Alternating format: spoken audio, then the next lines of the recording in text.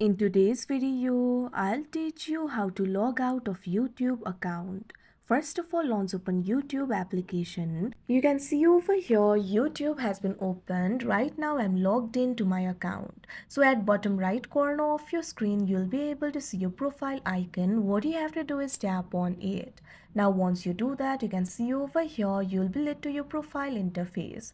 So in YouTube, you'll not be able to find the option for logout. What you have to do is simply switch to another account in order to log out of this account. So for that, tap on this option switch account that you can see on the screen. Now once you do that, you'll be able to see all of other YouTube accounts over here. So simply tap on the account that you would like to log into.